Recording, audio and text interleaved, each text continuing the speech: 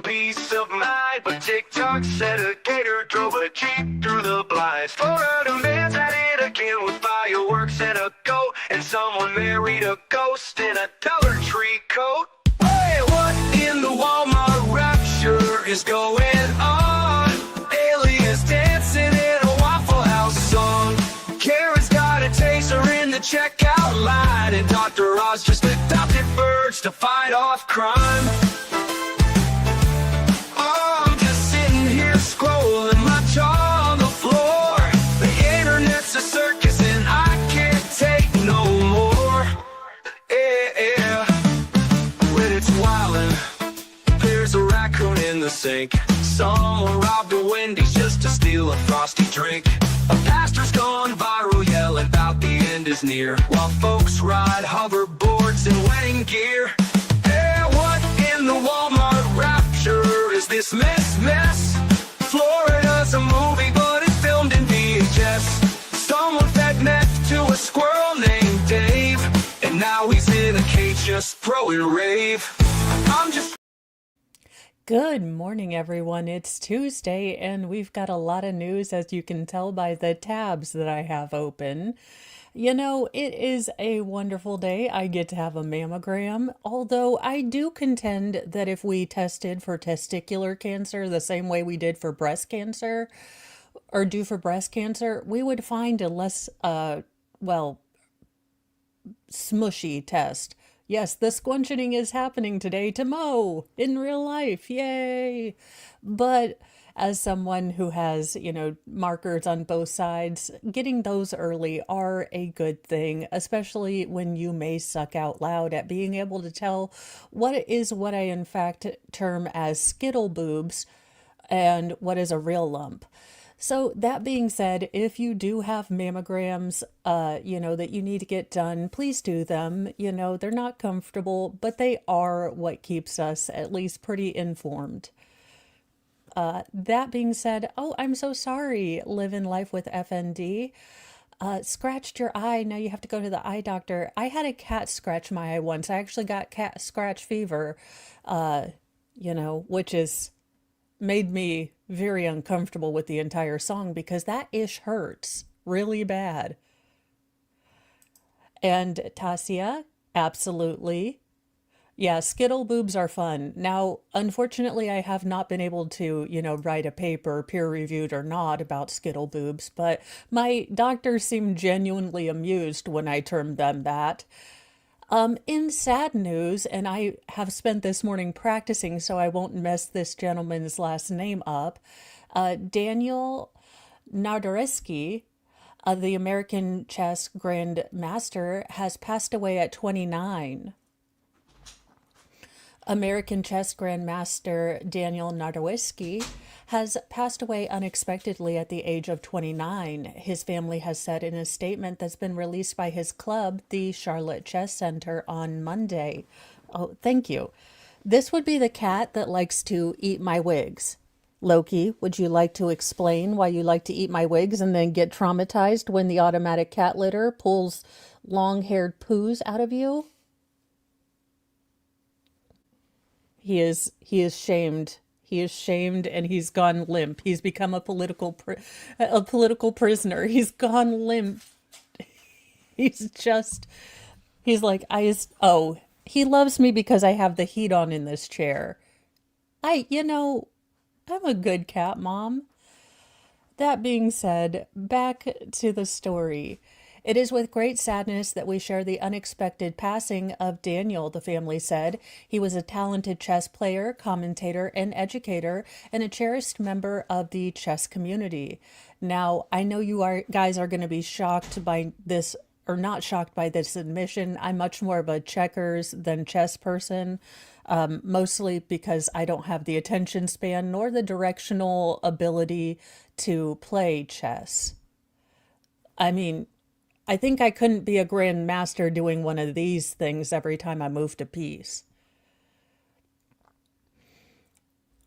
And he seemed like he was really good at chess, and I'm glad his parents supported that. Now, there hasn't been any cause of death given, and hopefully people will respect the family's privacy at this time, with maybe wanting to keep that private and to themselves, but still offer love and support to them because losing a 29-year-old, nothing prepares you for losing your child. And I can't imagine that. So my mama heart is really, not doing great right now for them. I can imagine the heartbreak. I can't, but I hope they're getting the support they need. Well, if you've been living under a rock, then you might have missed that Virginia Guffrey's upcoming book is coming out after she unfortunately passed away several weeks ago or months ago. Y'all, I will tell you that news gets jumbled from me. And Captain Kern, absolutely nothing prepares you. And I know grief, but I don't know that grief. So there have been sort of releases or little blurbs that are coming out about what she said about Prince Andrew, and that's really causing a great stir. Now, I know Steph, the altar nerd, is really good about going into UK royal stuff, so she might be able to give you a more genuine perspective from a UK standpoint about what's going on, because I didn't really get into the Epstein stuff, and I'm only lightly amused by the monarchy and don't really delve deeply into kind of the backstories. Now, a new book is shedding light on shocking cachet of allegations that are being lobbed at Prince Andrew. The memoir Nobody's Girl is set to be published on October 21st, or today, posthumously from Virginia Guffrey, one of Jeffrey Epstein's accusers. Now, it details her encounters with the royal. It comes after a new report that alleged that Prince Andrew had asked police to help him dig up dirt on her after she accused him of SA. Now, reports of the attempted smear and revelations of the book have come on the heels of an announcement from Buckingham Palace that Andrew, the younger brother of King Charles, will no longer use his royal titles after years of criticism about his connections with Epstein and his other behaviors.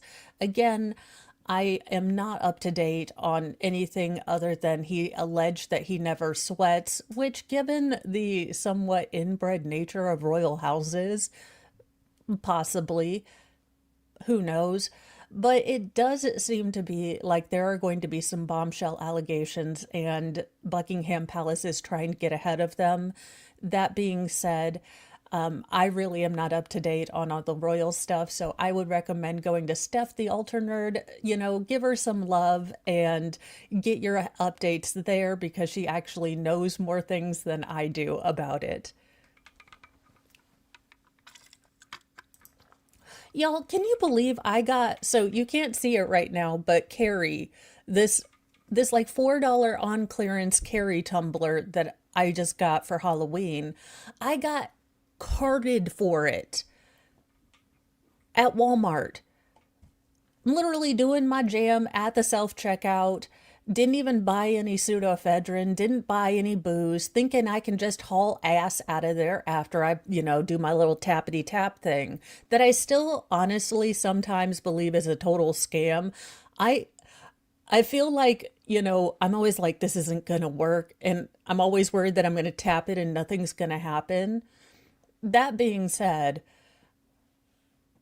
the little cashier came over to me and she's like, what are you getting carded for? And I said, the little cashier thing or the little checkout thing said this tumbler. And she's like, the carry tumbler? I was like, yes. I didn't even buy pseudoephedrine. I don't know what's going on. And good morning, Mary and Super T. In the Walmart rapture, but not enough to put it in the thing, and it's more of a headline. But apparently, Beatles assassin Mark David Chapman has decided to kind of sell or release his motivation behind taking, John Lennon's life. Now, I thought it was because no, wait. I thought it was because he loved Jodie Fisher from Taxi Driver, but apparently. Now, deranged unaliver Mark David Chapman, who gunned down, John Legend, or not John Legend, good Lord, John Lennon. English, my only language, and yet I sometimes spectacularly fail at it. Lenin, over a pathetic desire to be someone, is what he recently told a parole board ahead of the shocking crime's 45th anniversary. Quote, "This was for me and me alone, unfortunately, and it had everything to do with his popularity," Chapman, who is now 70, said from Greenhaven Correctional Facility in Dutchess County in late August, according to an interview transcript that has been obtained by the Post. "My crime was completely selfish. No ish, Sherlock." Now, you know, Chapin, who assassinated the beloved 40-year-old Beatle outside the Dakota apartment building on December 8th, 1980, made his 14th unsuccessful attempt at getting sprung from prison. He apologized for causing devastation to fans and friends of the rock legend, but the board ultimately didn't buy his sorrow, the records are showing. I mean, yeah. You have insight now. Insight isn't remorse. Asked by the commissioner why he wanted to take Lenin's life, he said, quote, "To be famous, to be something I wasn't. And then I just realized, hey, there's a goal here." He continued, "I don't have to die and I can be someone. I had sunk that low." Again, this is insight, not remorse. Insight is you understand why you did dark stuff. Remorse is I understand why I did it, but it was unacceptable and I can't believe I did it and I want to do whatever I can to seek redemption. Insight is not remorse, sir. I thought at 70 you would understand these basic definitions of life. Now, during previous parole hearings, he had made similar statements about glory, saying he was seeking fame and had evil in his heart. Now, he recounted the grisly slaying in the August 27th hearing, telling the board that he flew to the Big Apple from Hawaii months earlier with the intent on taking the life of the icon. And after he identified with Holden Caulfield from The Catcher in the Rye and believed that Lennon was a quote-unquote phony. Now, he then, at age 25, lurked outside the building in October and waited for Lennon, but he never showed. 2 months later, he returned after the compulsion started to build again. That morning of the 8th, I just knew. I didn't know I knew, but I just knew that was going to be the day that I was going to meet him and take his life. Now, when Lennon stepped out of a limo with his wife Yoko Ono, he blasted him 4 times in the back hours after the guitarist had signed an album for him, and he was slapped with a 20 years to life sentence. Now, in more recent years, he spends his time at nightly Bible study playing volleyball with other inmates and catching up with his wife, Gloria, whom he's been married to for 46 years. Man, that was a sign from God to run to Guam. Now, he's expressed remorse for the murder and several parole hearings, including the latest one. "This was a human being," he said, referring to Lennon. "I'm here living so much longer, and not just family, but his friends and fans. I apologize for the devastation I've caused you, the agony that you must have gone through. I had no thought about that at the time of the crime. I didn't care." Now, despite his apologies, the board found him to have a lack of genuine remorse or meaningful empathy for his victims. He's next eligible for parole in 2027.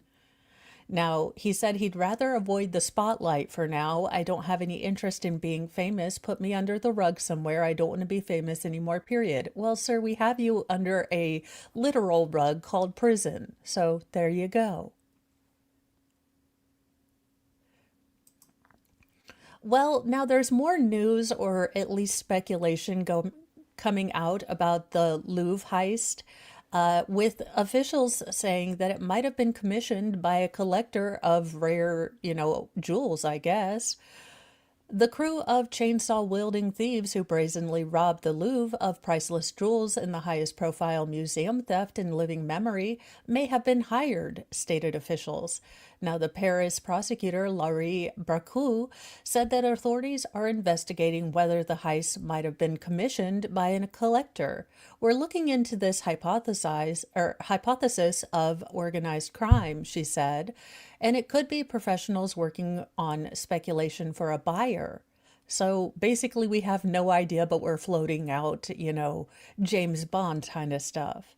Now, if a collector was behind Sunday's daring raid, there may at least be a good chance that the stolen pieces will be in a good state once they've been tracked down. Now, the jewels could have also been used to launder profits from other criminal enterprises, according to the prosecutor. Well, again, Sherlock, these are all logical thoughts, but do you have any evidence before putting out these speculations? Nowadays, anything can be linked to drug trafficking, given significant sums of money obtained by drug trafficking, she said. So we've gone from it was a collector to the mafia to cartels. I'm waiting for aliens did it. They still haven't, yeah, they still haven't. Not yet. Now, investigators are still keeping all leads open, but foreign interference has largely been ruled out. Well, okay, so this is the one time we rule out Mossad. I love that all these crazy thoughts are coming out, but they're like, you know what? This time it was an MI5, the CIA, or Mossad, or the KGB. Okie dokie. Now, France's Interior Minister, Laurent Nunez, said the probe has been entrusted to a specialized police unit that has had a high success rate in cracking high-profile robberies. The Louvre is one of the world's most visited museums and said it would remain closed on Monday after Sunday's hit, which took just a matter of minutes.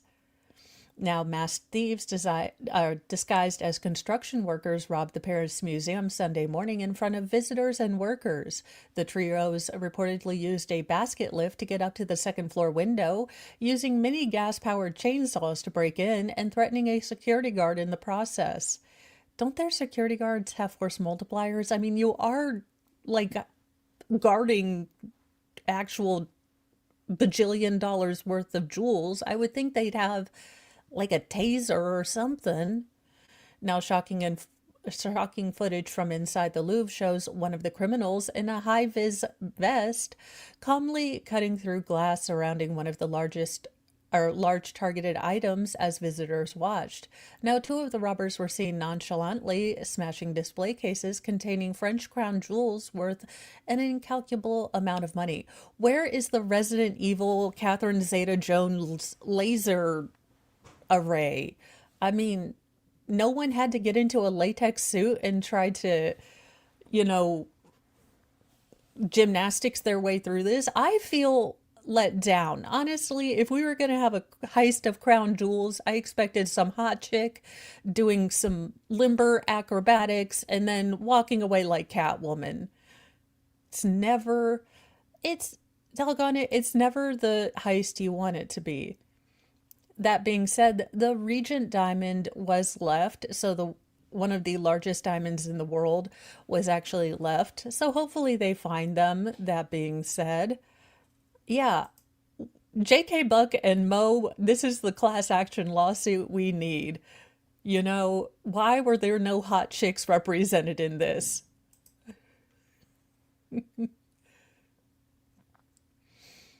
Well, shocking beyond shocks, Mr. Diddy will be appealing his conviction and 4-year prison sentence because nothing like a cry bully to try to get out of accountability.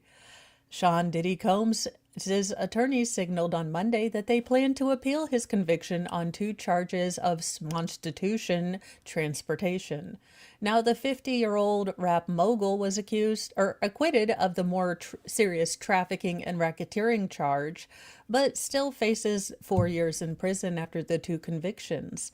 Now, in a 2-page notice to the Federal District Court of New York that was filed by his attorney, Alexandra Shapiro, she signaled their plan to appeal, but didn't lay out the legal rationale behind the appeal. I don't think that the Constitution ensures a, clear and present sense need of baby oil. That being said, it might be tucked under there in the Fourth Amendment. I don't know. The founding fathers really were geniuses. I'm sure that they are totally okay with the lube idea. I love that you go just limp. Like I is not even trying to be on screen. Mom, don't be a stage mom. He's like, besides, the heater is on my chair. He's like, I don't like you. I like your heater. Now, in previous filings, the rapper's legal team claimed that his conviction shouldn't stand because the two smonstitution charges did not apply to his conduct, as they are allegedly relics of the Mann Act and are now rarely used. More detailed filings laid out Diddy's reasoning behind his appeal and are likely to be submitted in coming weeks. So keep up with this. You know, we'll see. Baby oil, the Louvre. Do I have a conspiracy coming up? Can we link this all back allegedly in Minecraft to P. Diddy and baby oil? Is that why they did? That's why there was no hot chicks left. They were too slippery. You can't do acrobatics covered in baby oil.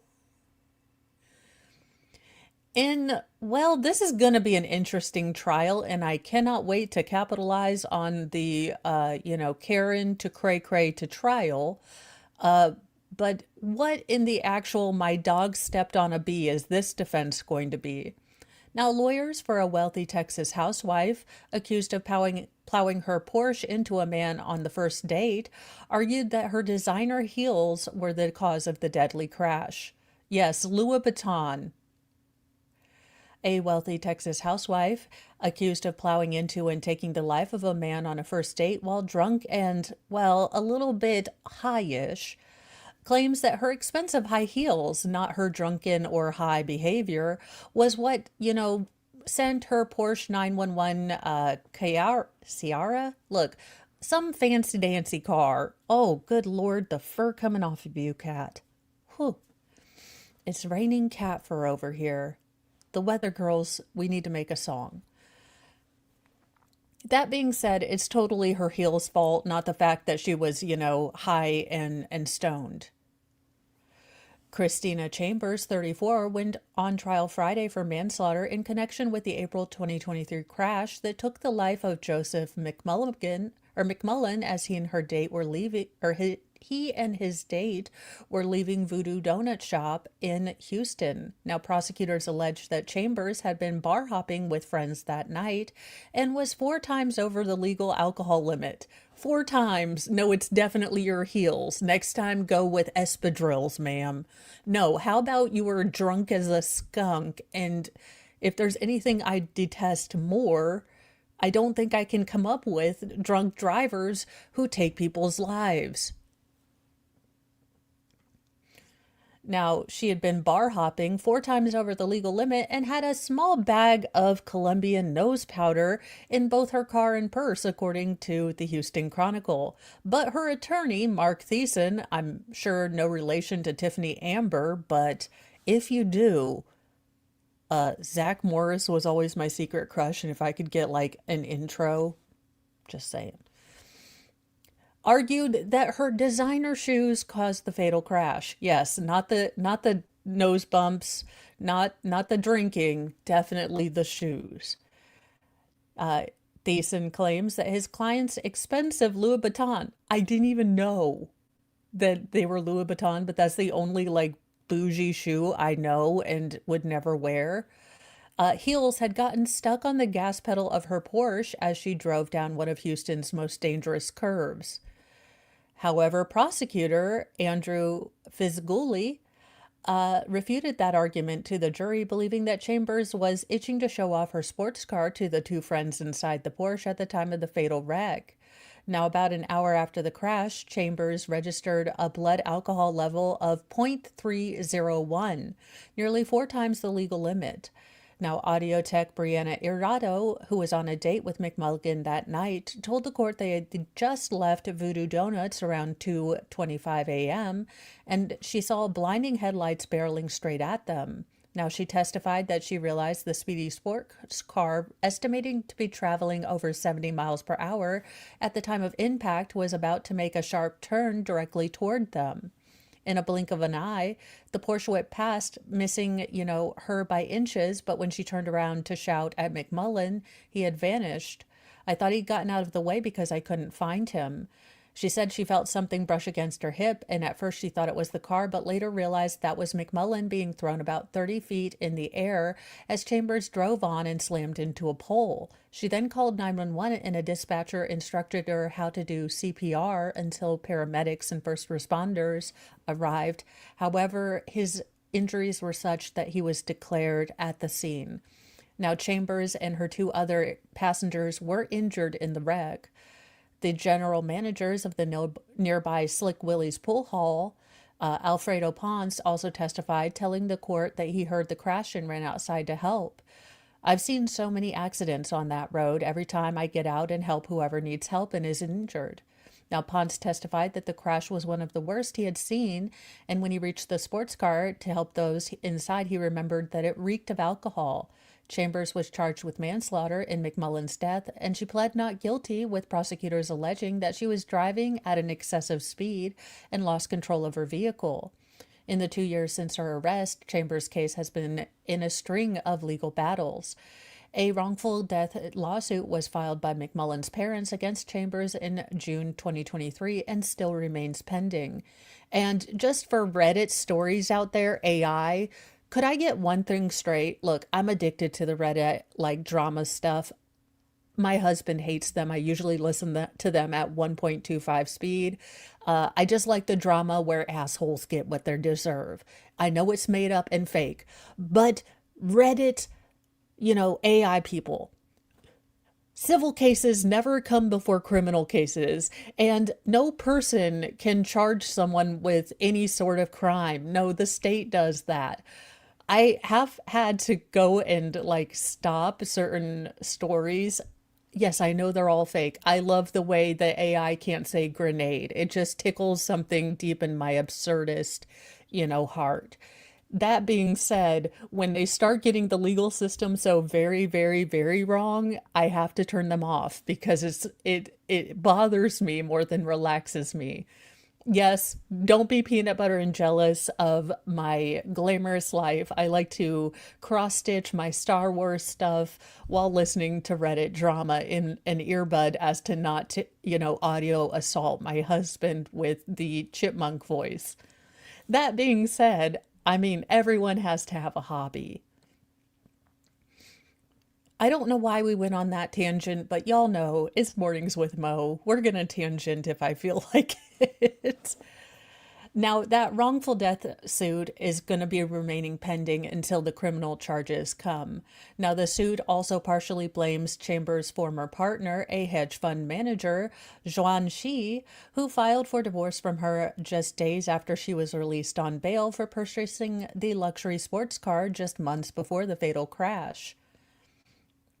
However, Tsai has denied purchasing the sports car for his ex-wife, claiming that she bought the car herself using cash from their joint account. He also denied that his wife had a drinking problem and said he had never seen her consume drugs or drink.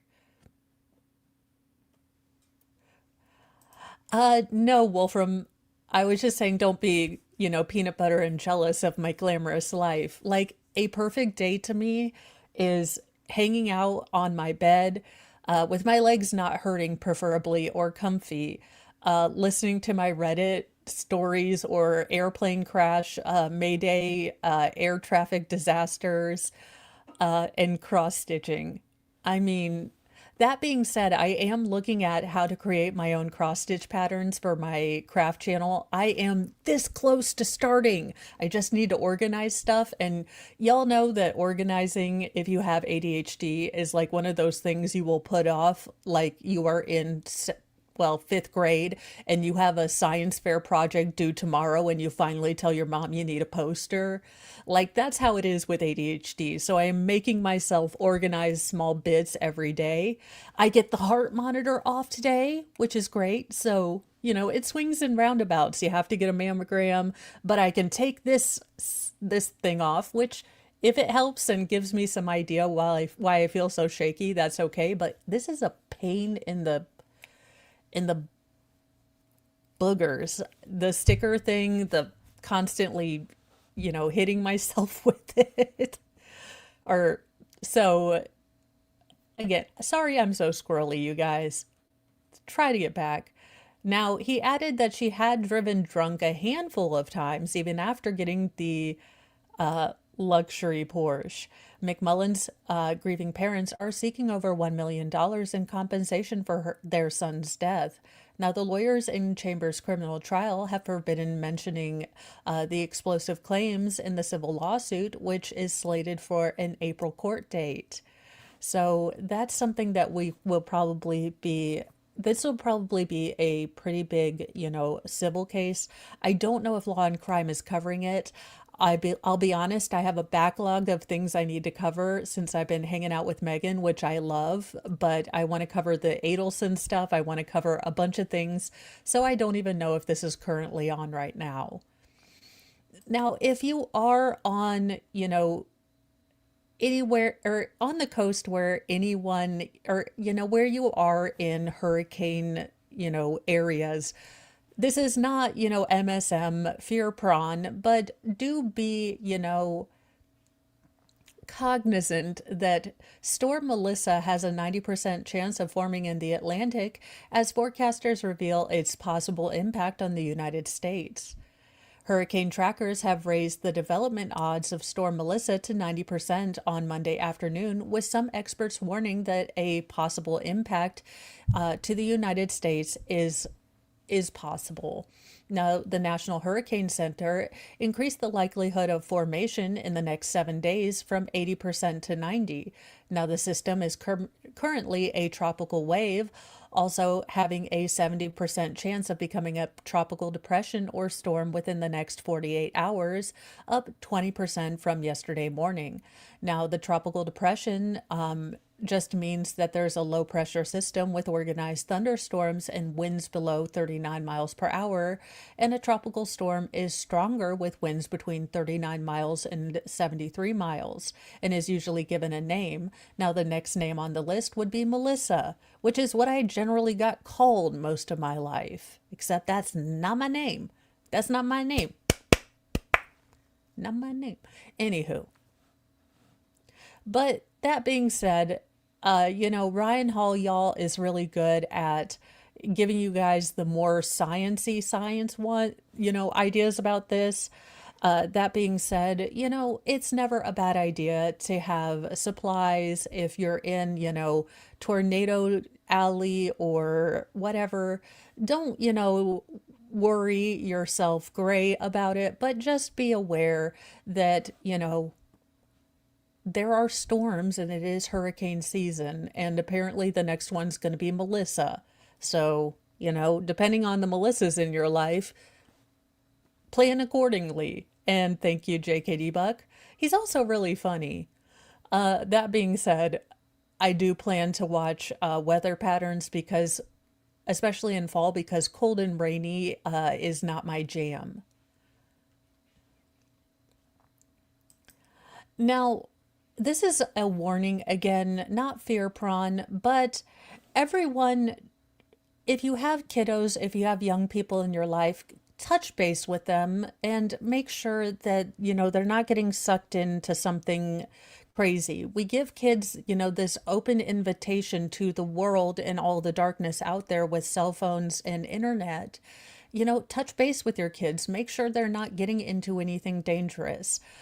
So this article is more a reminder, not so much the fear prawn or telling you what to do. You know what that looks like for your family or for the people in your life. I'm not Oprah or Jesus, but let's get into this. Her 14-year-old was seduced by a character, an AI bot, and then she says that it was part of what led him to self-delete. What if I could come home to you right now? Please do, my sweet king. Those were the last messages exchanged by 14-year-old Zwell Zitter to a chatbot that he had developed a romantic relationship with on the platform Character AI. Now, minutes later, unfortunately, he took his own life. Now, his mother, Megan Garcia, held him, while she was waiting for the paramedics to arrive, but unfortunately and heartbreakingly, it was too late. Now, since his passing in February 2024, Garcia has filed a lawsuit against the artificial intelligence company, which, by her own by her testimony, said is designing chatbots to blur the line between human and machine and exploit psychological and emotional vulnerabilities of young people. Now, a new study published in October by the Center for Democracy and Technology have found that 1 in 5 high school students have had some sort of relationship, of varying degrees with a chat or AI chatbot or know someone that has. Now, in 2025, a report from Common Sense Media said 72% of teens have used an AI companion, while a third of teen users say that they have chosen to discuss important or serious matters with AI companions instead of real people. So, again, this is more, I feel heartbroken for this mother's loss, and if her loss can help another family, I want to put it out there. But as a reminder to both myself, like I said, I'm not Oprah. I sometimes, don't have these thoughts every day to make sure I'm checking in with each and every one of my kids about what they're taking into their systems media wise. And sometimes I pull headlines to remind myself just as much as to maybe put out there for a minute, you know. So that's kind of why I pull things sometimes. It's a much longer article, but definitely, pay attention to your kids. Ask them if there are things that they're not comfortable talking to you. If they're talking to a chatbot, make sure that it's, not crossing that line. Make sure they understand that, this is still an algorithm. This is still a machine at the end of the day.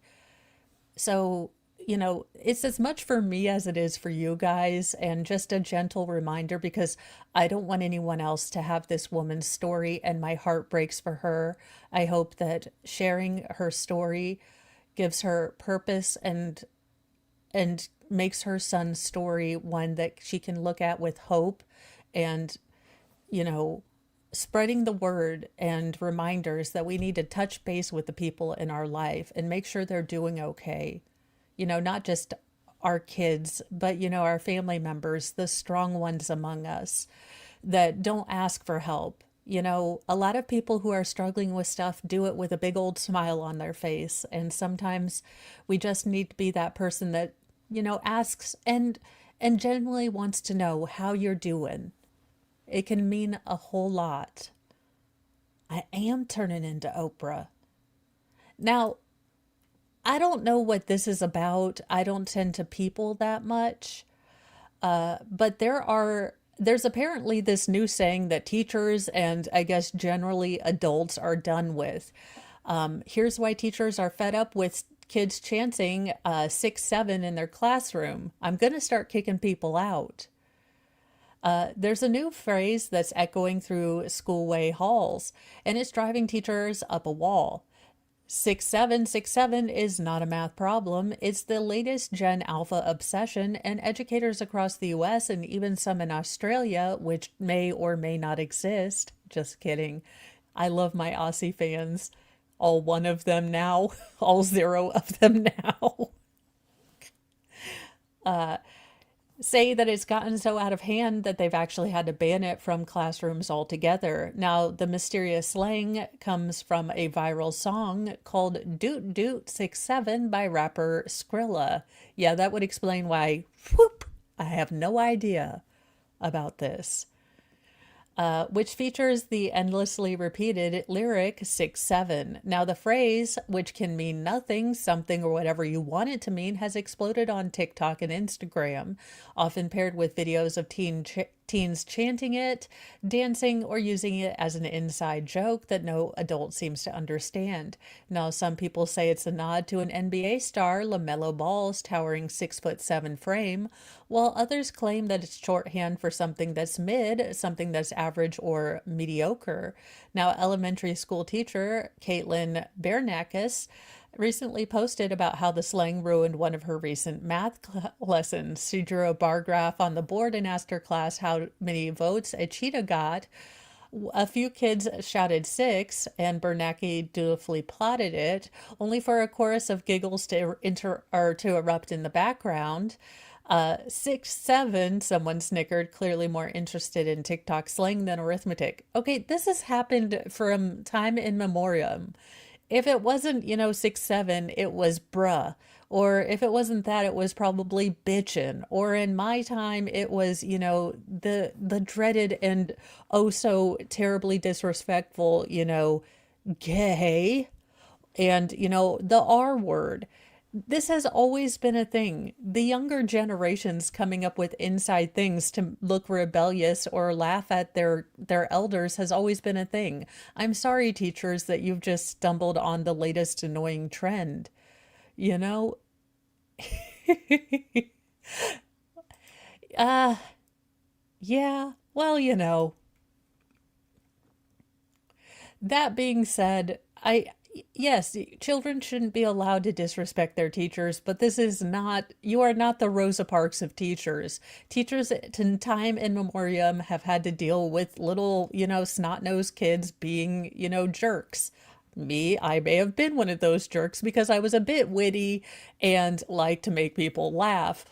Although I was a goody two-shoes too, so I didn't give in to the kind of impish inclinations that I used to, or that I do now. Now, in an update to a story I might have brought you either yesterday or last week, an illegal immigrant has been charged with a fatal semi-truck crash on highway that killed a driver. Oh, wait, I'm sorry. This was not the one from Georgia. This was one from my hometown. I should have known about this. Is it bad that I don't watch local news? I watch news from all around the world, but I cannot be bothered with my local news. An illegal immigrant in Indiana was arrested after he allegedly caused a fatal semi-truck crash, according to officials. The Portage Police Department said that Boroko Stanovic was driving on the U.S. Highway 20 in Indiana on Wednesday when traffic came to a stop due to a Ram Sprinter turning near Douglas Drive, but the suspect did not slow down in his semi-truck. Now, officials say Stanovic attempted to make a hard, evasive left turn when he entered the opposite lane of traffic and hit a Subaru Crosstrek. Now, the semi then jackknifed as a result and hit the Ram Sprinter, which was pushed into a road sign. Police say that the 54-year-old driver of the Subaru passed away at the scene. Now, I will say that Indiana is definitely having a lot of problems with not so legal drivers. So I have been told to, watch myself with semis on the highway. And unfortunately, this looks like a tragic outcome of having people who, you know, don't know the basic rules, can't read, basic signs and things like that. Again, I have no problem with legal immigration. I'm not here for political talk, but this does highlight a very serious problem if you have people that don't respect or understand the rules of the road, driving big giant death machines like they're, doing the personal work of death and final destination. I mean, seriously, it shouldn't be controversial to say some things sometimes. Now, officials state that Stanovic possessed a suspended Illinois CDL, which was a family member's CDL, but did not have a valid CDL himself. His company wasn't registered with the Department of Transportation either. Now, his immigration status did cause ICE to put a detainer on him once he was taken to the Porter County Jail. He was charged with felony reckless homicide and felony reckless criminal death. So definitely just shouldn't be an issue, but it's definitely going to be something that either side can take and make political. I wish we would just make damn good decisions with common sense. I don't care about the politics. I just like common sense. I need to start my own party, the Common Sense Party. Authorities say they might have prevented a possible mass event.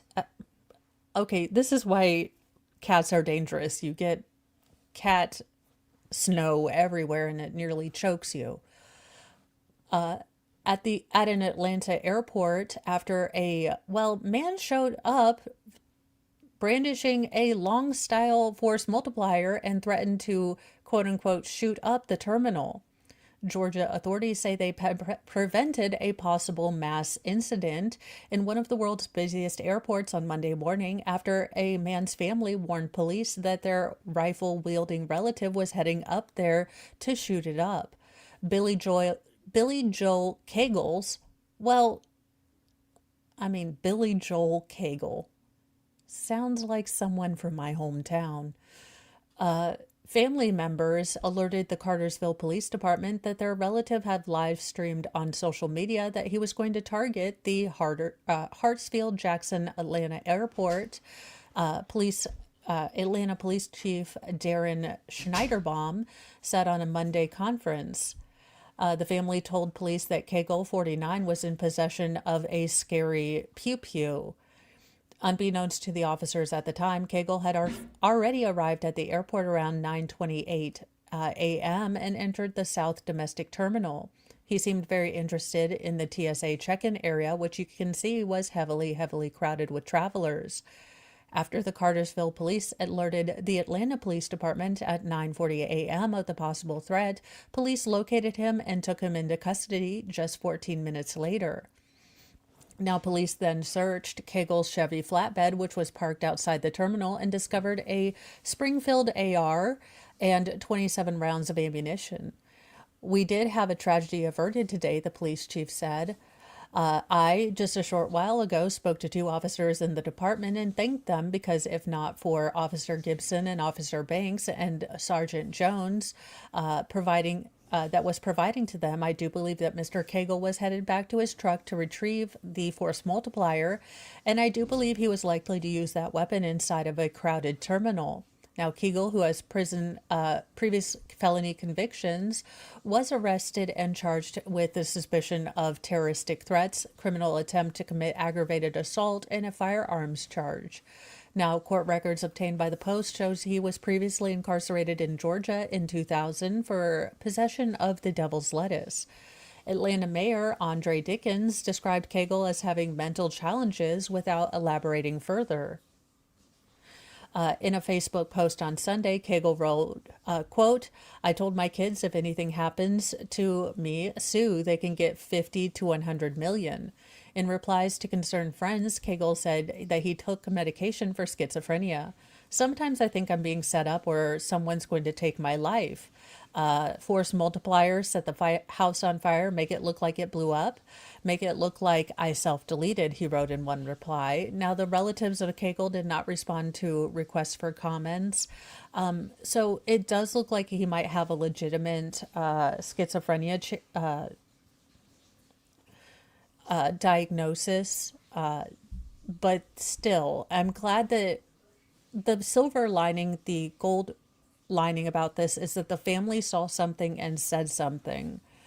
We can have separate and different discussions about red flag laws and everything else. Maybe I'll make a political channel. Maybe I won't. Hell, I'm working my behind off trying to get the craft channel started. That being said, at least the family said something and saved countless people. And that has got to be commended. Well, I don't know whether to say, I know what I would like to do because of this headline, and I think it's public service award and parade, and what the legal system will do, I'm not sure. Now, a man groped and attacked store's customers, then a female fatally, solved the problem with her pew-pew. A woman shot and took the life of a man who groped and attacked customers inside a Compton store, according to LA County Sheriff's Department. Now, officials are asking witnesses to step forward. On Sunday, deputies from the Compton Sheriff's Station responded to an emergency call of a disturbance, which later was updated to include, a gunshot victim at the shopping center in East Alondra Boulevard. Now, the Sheriff's Department did not name the store where the incident took place. A preliminary investigation found that an unidentified man had entered the store following a female customer whose identity has not been disclosed. Now, the investigator said that the male groped the female customer, which prompted the store employees to ask the man to leave. Now, according to the news release, the man responded by becoming verbally aggressive, throwing and damaging merchandise in the store. Officials say the employees and customers then noticed that the man had an object in his hand, which they believed could have been a knife. They said that he threatened to take the lives of other people and harm everyone in the store.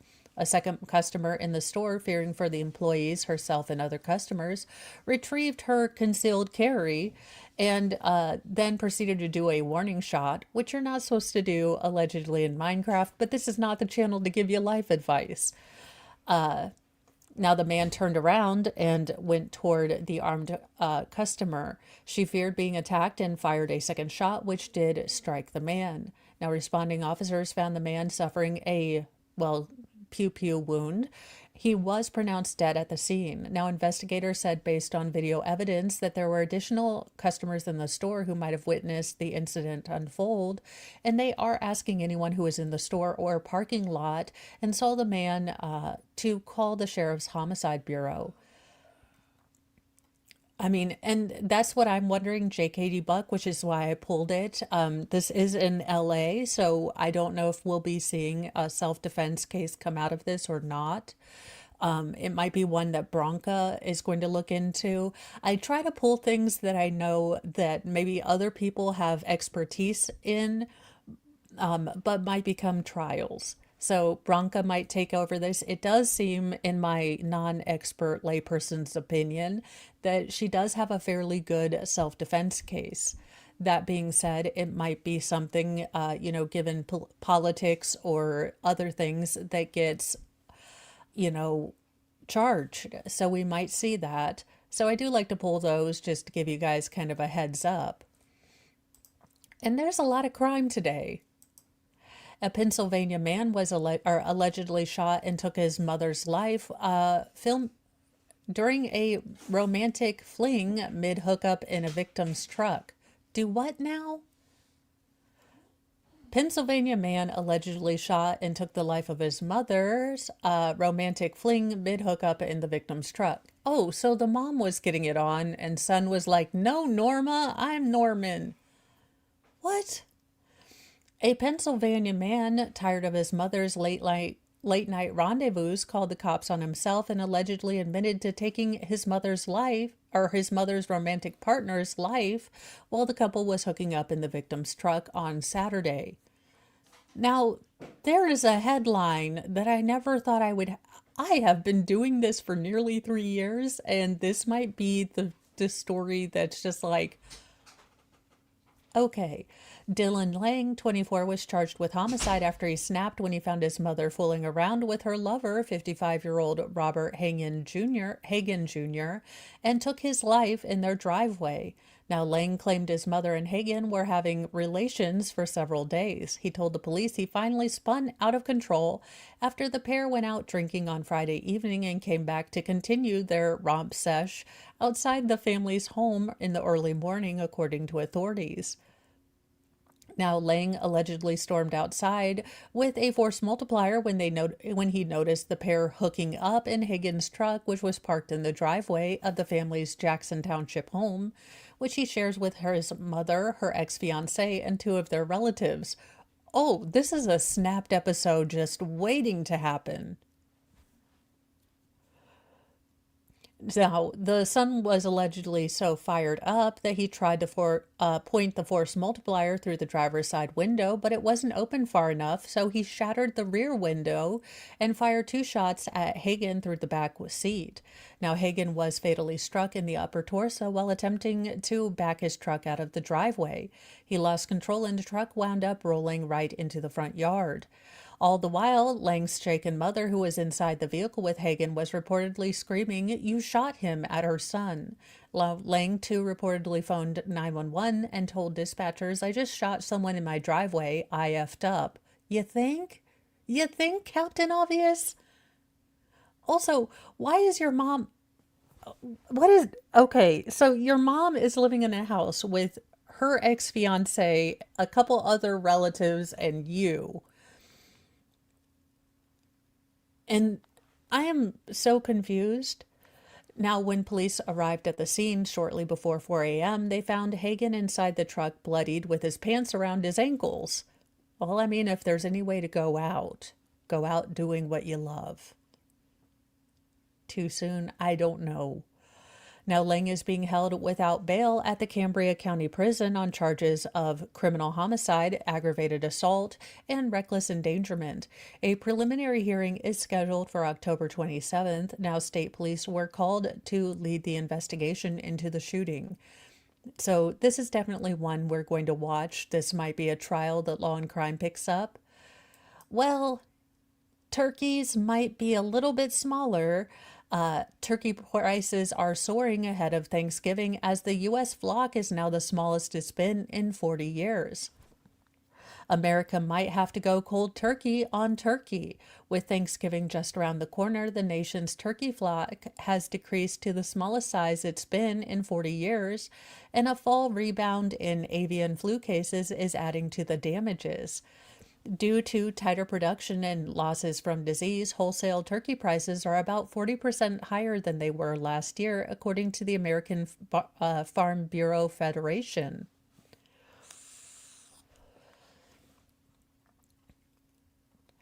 I mean, honestly, I know some people like ham. I'm not a big ham person. I love turkey, but I'm not gonna wait. I'm not gonna be sad if we get a rotisserie chicken. Like, I get it. Now, Now, according to USDA data cited by the Bureau, wholesale prices for turkeys are expected to increase to $1.32 a pound, even with production falling to a 40-year low. There's expected to be 4.8 billion pounds of production, which is 5% below 2024. High pathogenic avian influenza has hit the turkey industry hard, impacting about 18.7 million turkeys and accounting for about 10% of all birds affected by the virus since 2022. Now, this number reported by Farm Bureau was given on October 1st and includes 2.2 million turkeys affected so far in 2025, mainly impacting 12 states. So there you guys go. Maybe get your turkey early, but do expect it to be a little bit more costly. Again, I don't think it's going to price everyone out, but I do like to give you guys heads up when I find things that might help your grocery budget or you might have to plan more for. We budget all the time, so these are things also to remind me. To be honest, sometimes I pull things for me. I know you're shocked. Well, we have just a lot. Well, and right after I say that, apparently we're all fluffy turkeys. Experts say that new obesity definitions includes millions of more Americans. Well, I guess they have been to the Midwest. A new definition of obesity could dramatically increase the numbers of Americans that are considered obese. Under the new definition, the prevalence of obesity rose from about 40% to nearly 70% among more than 300,000 people participating in long-term health studies, according to researchers. Now, the new definition takes into account additional measures of excess body fat rather than just relying on BMI. We already thought we had an obesity epidemic, but this is astonishing, said co-lead researcher Lindsay Foreman, an endocrinologist at Mass General Brigham in Boston. With potentially 70% of the adult population now considered to have excess fat, we need to better understand what treatment approaches to prioritize, she said in a news release. Now, evidence shows that the new definition is on the money when it comes to health problems that do result from obesity. And as I say with any sort of health plan, talk to your doctor. I'm not a doctorologist. If you do want to be at a healthier weight, talk to them. And your healthy weight might not look like a size 4. It might be a size 12. It might be a size 14. Or men, whatever your sizes equivalent are. Your healthy might not be a washboard. So have realistic expectations. Go in and, do it the healthy way. And that doesn't mean that you don't have to, or you can't be happy in the body that you're in right now and just make small, healthy steps. That being said, living exclusively on high fructose corn syrup is bad. It's bad, okay? So don't use this news to, as a cudgel to beat yourself up if maybe you're not at the body you want. Every day make a small healthy change. Talk to your doctor, talk to a person at the gym who knows what they're doing. You can make small changes that make a big difference with consistency. I mean, there is nothing like the old, I'm gonna start a diet on Monday. By Wednesday, you are inhaling or double stuffed Oreos. Okay, so I know that it takes Monday motivation and Wednesday grit. But if you want to make yourself healthier, then I say do that. Now, who who wins in a Delta versus Southwest fight? I picture the Sharks and the Jets, like just flight attendants doing little jazzy TikTok moves. Or what's that one, the floss or whatever? Who knows? I don't look at TikTok, y'all. I have my Reddit drama stories and I'm good. I need no other stuff. A Delta flight attendant berates a Southwest Airlines gate agent during a heated exchange at the Atlanta airport. Atlanta, your airports are out of sight.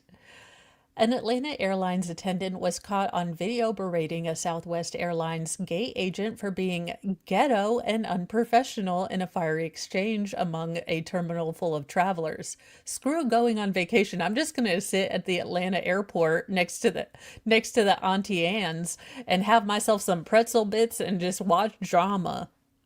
I mean, that sounds like a vacation to me. Y'all don't understand. I am a person that can be deeply amused at very small things. So I could take a vacation at the Atlanta airport and just watch the craziness that is humanity. Now, the uniformed male attendant had just landed at Atlanta airport when he began calling out female Southwest employee for what he claimed was poor customer service, according to a video posted on Instagram. This is ridiculous. This is the worst airport and y'all make Southwest look terrible, the Delta flight attendant tells the rival airline agent as he walks next to her during the through the terminal. That customer service is ridiculous. As the Southwest employee walked toward the gate, the visibly upset flight attendant trailed behind, dragging a suitcase and sneering before slamming her behavior as quote unquote ghetto. That's because it's Atlanta. Y'all have no respect for customer service. Y'all need to clean it up. Clean it up because I'm just trying to take a flight, he continued, adding that he doesn't have to take Southwest. I can take Delta. I don't understand why he wasn't taking Delta.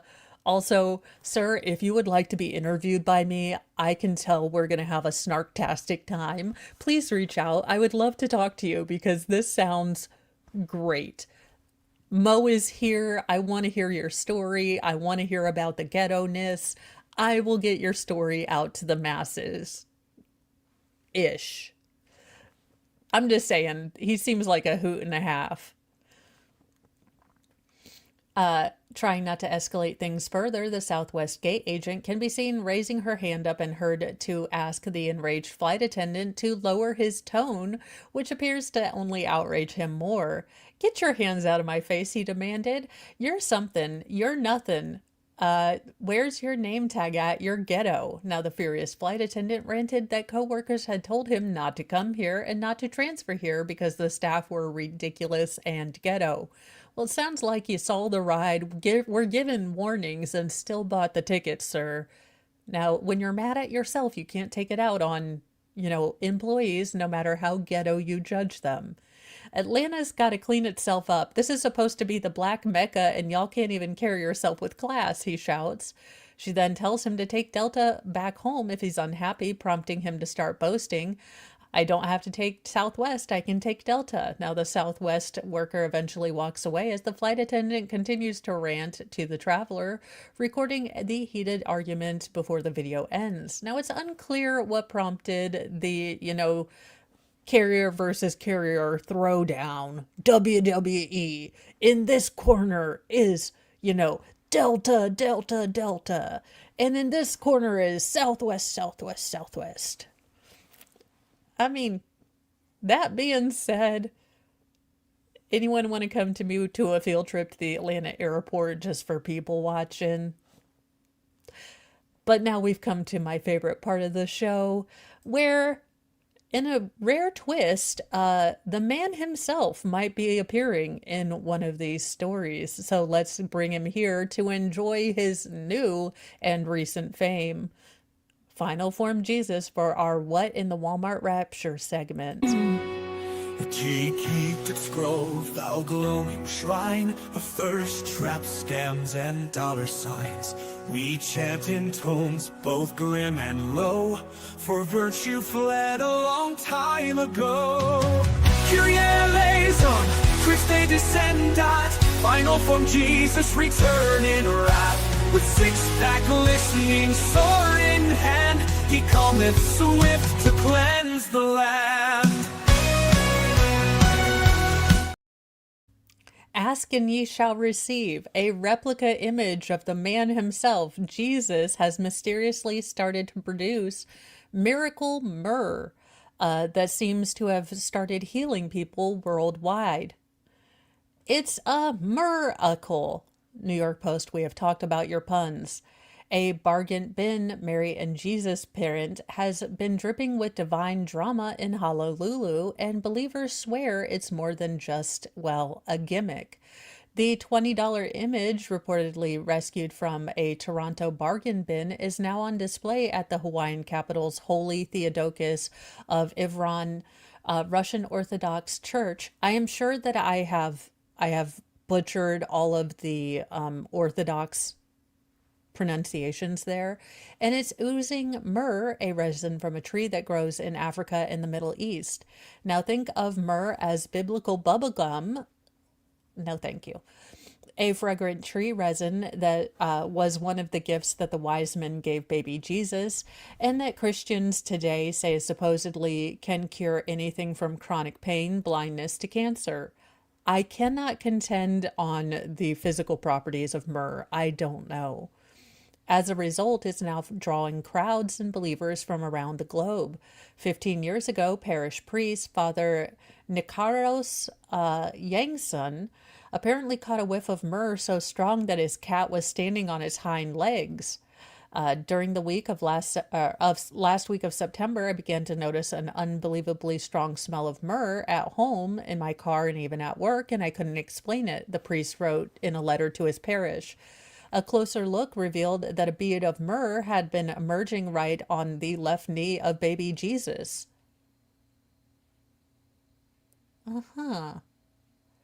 Why is Jesus's knee leaking the oil?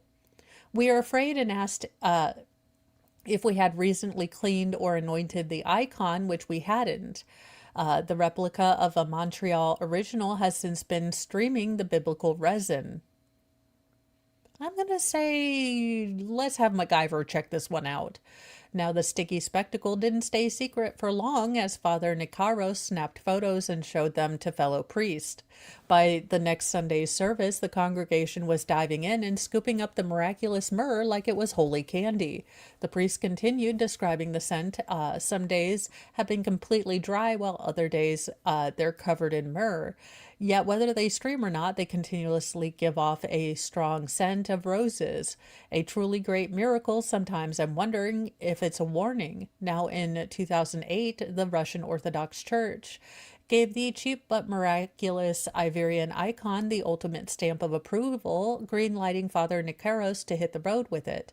Since then, he's paraded this relic to over 100 churches across the, U.S., Europe, and beyond, drawing millions of believers along for the ride.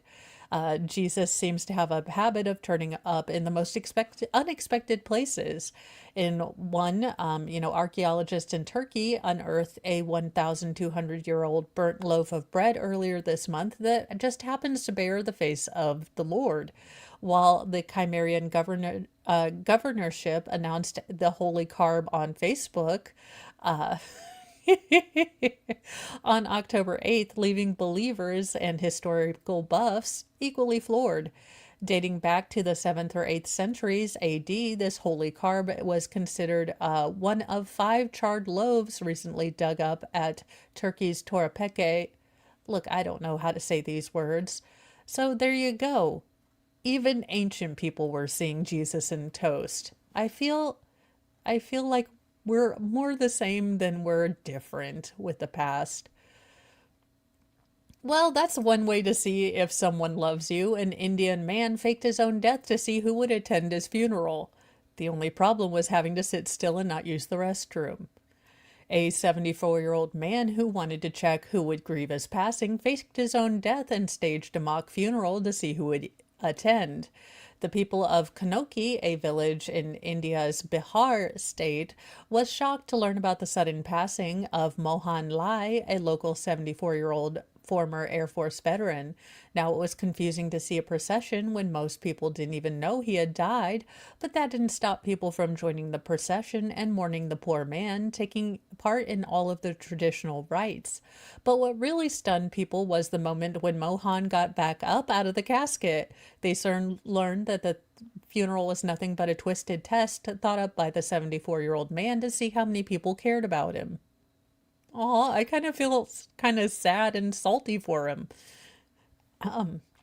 After death, people carry the bear, but I wanted to witness it myself and know how much respect and affection people give me, Mohan said when he was asked why he went through the trouble of staging a mock funeral, as you do.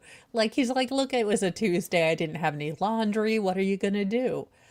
Mohan asked some of his relatives to help him spread the word about his passing and had other people take him to the crematorium on a decorated pyre. Well, I'm glad he spoke up before we got to the crematorium. I mean, what if he'd had a nap, fell asleep, and they were like, oh, well, I guess he's gone. I mean, not that anyone was noticing his respirations or the fact that he was breathing, but, there you go. When he really dies, no one's going to show up. Good job, sir. Well, a giant fish tank has exploded at a Chinese restaurant, sending fish swimming throughout the dining room. That's going to be a mess. That is not going to get picked up by a Swiffer wet jet, I'll tell you that. A Chinese restaurant's massive fish tank abruptly shattered last week, completely flooding the dining room with scores of live fish. Now, the caught-on-camera chaos unfolded at a Stone Pot seafood restaurant in Fuzhou, somewhere in China, on Wednesday. The staff were busy in the kitchen when a newly installed tank suddenly burst, sending waves of water and a flood of fish crashing through the restaurant. Now, multiple fish could be swimming through the dining room as shocked diners screamed out and puzzled staff frantically scrambled into action.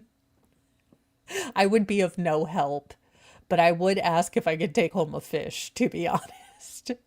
Now, others quipped that the eatery's ingredients were so fresh that they swam over themselves. Now, it isn't immediately clear how much damage that the restaurant has suffered. In the wake of the saga, the restaurant owner said all customers at the time were told that their meals were on the house. Well, that's good. I mean, at least they got free appetizers.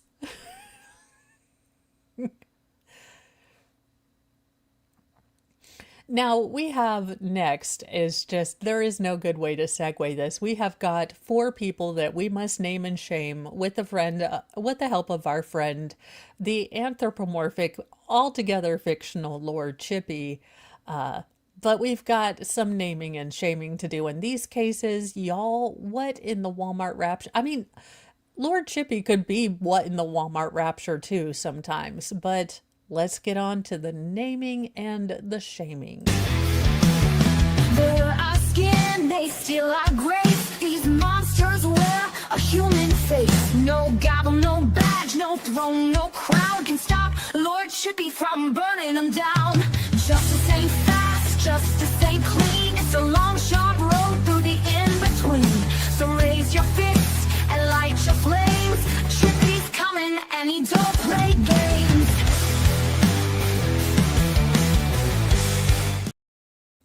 Well, the woman who convinced her twin sister to take the blame for a deadly Amish buggy crash is going to be sentenced. And I don't know why this is over brightening on StreamYard. I have no idea. I wish I did. That being said, Samantha Peterson, who was driving under the influence of crystal when she struck a buggy and killed 2 young children in 2023, is being sentenced. A Minnesota woman who convinced her twin sister to take the blame for a deadly crash involving an Amish buggy has been sentenced. Samantha Peterson was sentenced to 4 years only for taking 2 young children's lives and trying to obstruct justice by throwing her sister under the bus, which could be considered a metaphorical car crash too. Okay, justice system, I need you to explainate this to me. The 37-year-old woman was driving under the influence of crystal near the town of Spring Valley on September 25th, 2023, when she crashed into a buggy with 4 people. Now, the crash claimed the lives of 2 Amish children, 7-year-old Wilma Miller and 11-year-old Irma Miller. Samantha then called her twin sister Sarah Peterson to the scene and convinced her sibling to tell authorities that she was the one that was driving the vehicle during the incident. However, police realized that there were inconsistencies between the siblings' stories, and authorities ascertained that Samantha was in fact the person driving the vehicle at the time of the incident. Now, Samantha ultimately pled guilty to both criminal vehicular homicide and criminal vehicular operation in July. In a statement to the court on the day of her sentencing, which was filmed by Court TV, Samantha said she wished with everything in her that I could go back and change what happened. She continued, "My addiction took a lot from me, but it took the world from you, the victim's family, and for that I'll never be able to forgive myself." Now, Samantha admitted additionally to and apologized for attempting to deceive law enforcement by having her twin sister take the blame for her actions. "In fear and shame, I made terrible decisions to deceive police and the justice system. I know my actions were disrespectful to the officers who were simply trying to do their job and the court that seeks justice and truth. I'm deeply sorry for that and have learned truth and honesty must guide my life moving forward, regardless of how difficult or hard the truth may be," she said. Now, court documents said that investigators searched Samantha's phone after the incident and found text messages sent on the day of the crash that read, "I hit that Amish buggy and killed 2 people. Made Sarah come there and take the fall so I wouldn't go to prison." Yeah, maybe if you're going to try to do the old twin switcheroo, the old Freaky Friday, maybe don't premeditate or confess in your text, you dum-dum. Not that I want her to be smarter, because she's exactly where she needs to be for not enough time, in my opinion. But there you go. And her Google search history revealed that she had looked up what happens if you get in an accident with an Amish buggy and kill 2 people. And if you hit a buggy and kill 2 people, are you going to prison? Sarah, meanwhile, was sentenced to 3 months in jail and 4 years of probation for her involvement in the incident, according to local news. Because Godoy. Well, what in the hell, and I might dig a little deeper into this once more information comes out, because I'm guessing this is going to be an interesting thing. Quote, he said his brother had shot him. A man took the life of 3 before crashing a Dodge Caravan into a Buc-ee's and pinning a woman to a sales display. A Texas man shot 5 people, taking the lives of 3, then crashed his Dodge Caravan into a Buc-ee's convenience store where he struck a woman inside, pinning her to a sales display before taking his own life with a force multiplier. Christopher Reed Jr., 29, is currently hospitalized after attempting self-deletion at a Buc-ee's in Inez around 5 a.m. on Friday, according to ABC affiliate WFAL FAA. Now, he allegedly shot 5 people, taking the lives of 3 at a home in Mabank just before 2:30 a.m. before heading to the Buc-ee's in his 2003 Caravan per police. Now, a motive has not been released yet by authorities. A neighbor told local, news that her front door deck and steps were stained with blood after one of Reed's apparent victims came to her home after the shooting in a panic. He came tapping on the door real loud, said neighbor Cheryl Noble. He said, help me, I've been shot. He said his brother shot him. Now, investigators have not confirmed whether Reed targeted family members, but they have released the identity of the deceased as Kimberly Simpson, 51, Connie Patrick, 72, and Ronnie Hammonds, 57. They each suffered gunshot wounds, while Hammonds was also a victim of blunt force trauma and multiple stab wounds. Now, the other two others were shot and hospitalized and were identified as Colton Reed, 24, and Henry Hopgood, 70. Now, their conditions are unknown as of the time of publishing this article. Now, police say Reed shot the group at a home located off Tasso Drive in Cedar Creek subdivision located in Mabank before fleeing in the minivan. Now, the woman he allegedly hit at the Buc-ee's is expected to survive after suffering, I'm guessing, severe but non-life-threatening injuries. His condition after shooting himself was unclear as of midday Sunday, with officials saying that he is hospitalized in critical condition. Now, police have not yet said what charges he'll face if he survives, but this is a case that definitely needs, or I will continue to look up on. Now, there is a special place in hell for these type of people.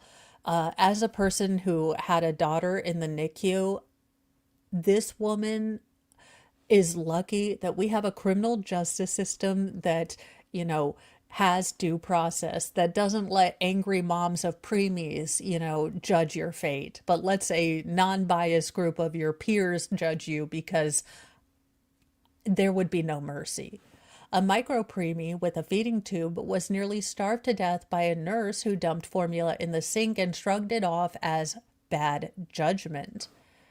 A Florida woman who worked as a home nurse for a couple with a premature baby has been sentenced after pleading guilty to child neglect. Kelly Perego, 62, entered her guilty plea on Monday, months after she was arrested and charged with child neglect. She was ordered to serve a year behind bars. Now, according to charging documents, Perego was employed by a service called Team Select, which provided home nurses for patients of all ages, from pediatric to geriatric patients. Now, the parents of the baby, who was considered to be a micro-preemie after being born at only 24 weeks, called the police when they realized that Perego was lying about giving the baby his bottles. According to the arrest affidavit, the mother of the baby told police that he required around-the-clock medical care, and the family employed a daytime and nighttime nurse who each worked in 12-hour shift. Now, Perego was the nighttime nurse, and on one occasion in September 2024, she advised the family that the boy had had all of his nighttime bottles. However, the baby's blood sugar was alarmingly low, leaving the parents to wonder what was going on when they weren't looking. Now, the parents then invested in, surveillance capture of their home, which captured her shift, showing that her feeding the baby with a bottle for about 2 to 5 minutes instead of putting the remainder of the formula into the baby's feeding tube. She admitted to the police that, she would pour the remainder in the bathroom or the kitchen during her interview, and told police she would get rid of it because the baby was eating more during the day. No, he's a micro-preemie who needs this nutrition. That's why you're being paid. And only 1 year? Come on, criminal justice system. Texts between Perego and the baby's mother were included in the affidavit. Now, the baby's mother repeatedly confronted her over why she didn't feed the baby at all on some occasions and lied about other feedings. Now, Perego often cited poor judgment and repeatedly apologized. She also seemed to point the finger at Team Select, telling police that she told them during her hiring process that she had no pediatric care experience. You're a nurse. You should know that small, tiny babies that are fighting to grow need proper nutrition. No, I'm sorry. This is not your employer's fault. Now, the affidavit said that she had been fired from another pediatric nursing job for a premature baby through Team Select. Now, the reason for her firing was that she'd been caught smoking in the bathroom. But Team Select did not provide a reason for the firing. The parents of the baby said their little boy had issues with gaining weight and displaying low energy and went into liver failure as a result of his lack of nutrition.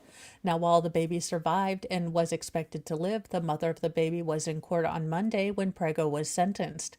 She stated that the baby had undergone 12 surgeries and will have lifelong health issues as a result of the neglect he received from this nurse. Now, she was scheduled or sentenced for 1 year in jail and will have to give up her nursing licenses. Now, we've all gotten the little honk, when we're maybe daydreaming or, there's a long light and it turns green and you aren't immediately speeding. Now, I usually get that honk because I was always taught not to just jump out when the light turns green, but to look because other a-holes might be running from the police or drunk driving or, a kid runs out into the street.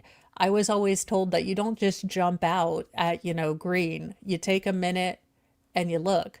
That being said, I'm not going to pull a force multiplier on anyone. A woman shoots a driver dead for honking at her because she didn't go quickly enough when the light turned green, police say. Yeah, that's not an excuse, ma'am. And of course it would be from my hometown. Gotta love Indiana. Only Indiana, the Florida of the Midwest. Authorities in Indiana have arrested a 23-year-old woman after she allegedly shot a man to death because he honked at her for not driving through a green light quickly enough in a road rage incident. Deborah Benfield stands accused of murder and criminal recklessness in the Friday shooting death of 21-year-old Cantrell Settles in Indianapolis, according to Marion County Prosecutor's Office. Now, a probable cause arrest affidavit, said that officers with Indianapolis Metropolitan Police Department responded to the intersection of 38th West Street and Georgetown Road. Just a little tourism guide. 38th Street and Georgetown Road might not be a casual touristy area. Just throwing that out there. Now, when they arrived to the scene, they found Settles inside a 2006 Chevrolet Malibu suffering from a gunshot wound to his chest. He was rushed to hospital, but unfortunately, doctors were unable to save his life. Now, detectives found evidence of a single gunshot in the rear passenger side window, and they also recovered a BB gun from under Settles' seat. Now, Settles' girlfriend, who was in the car at the time of the shooting, said he was driving her to her parents' home to drop her off when they came up to a red light. Now, when the light turned green, the girlfriend said the Ford SUV in front of them did not start to move, so Settles honked his horn and drove around it. The green Ford SUV followed with a female driver yelling and screaming and throwing her hands while inside the vehicle, the complaint said. Settles started to pull into a nearby plaza when the woman in the SUV, later identified as Benfield, fired one shot into the Malibu. The girlfriend hopped into the driver's seat and drove the rest of the way to her parents' house. Wait a minute. My boyfriend is shot. I don't call 911. I go to my parents' house. There has to be more to this story. Now, cops were able to identify Benfield in her vehicle, which had a cartoon dumpster fire bumper sticker and a good illegible today bumper sticker on the SUV through license plate readers. Now, undercover officers spotted the vehicle and saw someone take off the stickers from the SUV and throw them into the trash per the complaint. Now, as she was being taken into custody, she told the officers the gun in question was in her apartment in a bag. They found a .40 caliber Glock in a purse, according to the complaint. Now, an autopsy did confirm that Settles died from a gunshot wound that entered his back and then went out the front of his body, affecting his lungs and heart. Now, the manner of death has been listed as homicide. Now, she has declined to speak with detectives, exercising her Fifth Amendment, and remains in Marion Court Jail without bond. Now, she is slated to appear on court or in court on Tuesday. This case is yet another tragic example of a simple dispute on our roadways turning deadly over what amounts to nothing. The moment of anger should not cause someone their life, Marion County Prosecutor Ryan Mears said in a statement. This kind of senseless violence is something prosecutors and police are seeing far too often. We will continue to work together to hold those who commit senseless acts on our roadways accountable in the courtroom, but as a community, we must find a way to respond to conflicts with reasonableness, not violence. Her dog stepped on a bee. In our final story today, because we all need a little bit of, well, some laughs sometimes, and honestly, I had no idea where to put this story, but I thought it just made me laugh. So, who wouldn't? Who wouldn't laugh at this? That being said, publicly and officially, Joe Jonas has said he's never touched the nose clams. He's never had a few bumps after a viral onstage video showed him wiping his nose. Joe Jonas is continuing to deny his use of nose clams after viral footage captured him fidgeting with his nose.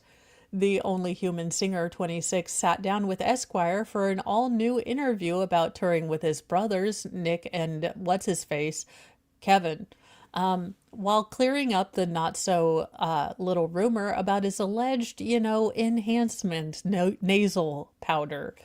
I've never touched it in my life. I didn't inhale, allegedly in Minecraft.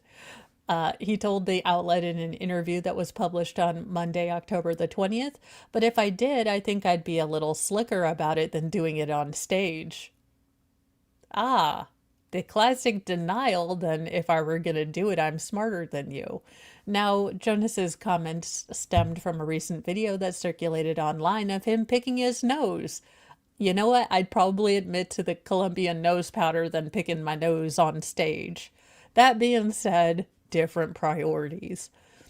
While he was performing live with his brothers for one of their Jonas Brothers Jonas 20 Greetings from Your Hometown tour. I mean, if this is your jam, have fun. You will not see me at the Jonas Brothers reunion tour. I've been marked safe and immune. Now, in the clip, a fan zooms in on Joe, who has stepped partially out of view to check his nose in a mirror, where he alternated between his finger and a black cloth, trying to decide which tool would be best to, deal with the booger issue. Now, speculation spread online, with users alleging the Cake by the Ocean singer was using the, this. And thank you, Obscure Crime, for the $5. Normally, Tony watches and I listen, but she's been sick. We owe you for watching today. Peace, kind lady. We're praying for your health. Thank you so much, and thank you guys for listening daily. I just love having people that hang out. Sometimes being a mom can make it seem like no one listens to you. So just the fact that I have people that are listening to me, it's so nice sometimes. And I get it. Kids don't listen. I realized I moved my chair too far back. I cannot get to the curse jar. But thank you so much. That being said, maybe pick your boogers off stage. Ugh. That is, okay, I would like to point out that if your posture looks like this, that is very bad. If you don't want to end with a hunchback, shoulders back, head up, not leaning forward. He is going to have such a Quasimodo back if he doesn't fix his posture. That being said, that's a lot of chest hair for a guy that I never gave much testosterone rating to. But there you go. Joe Jonas is not on the Colombian marching powder, according to him, or at least if he is, he's not that dumb about it. So, take that however way you want. I am sending you guys over to Defense Diaries. It looks like they're covering a trial. As I've said, I've been kind of out of the loop, so I have no idea what trial they're covering right now, but go over there and send them some love. From me, I am going to head out and get my doctorology appointments done. And then tomorrow we have Mornings with Mo. We've got Brian Koberger. And if I can squeeze it in, we will be doing the verdict of the Donna Adelson trial. And then I have a Wendy wig, and we will be doing a Wendy stream sometime soon. So the grift is on, and I get to use my wigs, which is great. Have a wonderful, wonderful day. Thank you for joining me and sharing your time with me. Share out with your friends if you think they'd enjoy a morning podcast that has the headlines, true crime, and the absurd, with none of the politics or hot takes and none of the fear-mongering of mainstream media. Let's grow the Church of Mo and Newsy News. Remember, be kind to yourself, be kind to others, but have a sassy mouth and carry a can of bitch fire, because kindness doesn't equal doormat. Bye, you guys.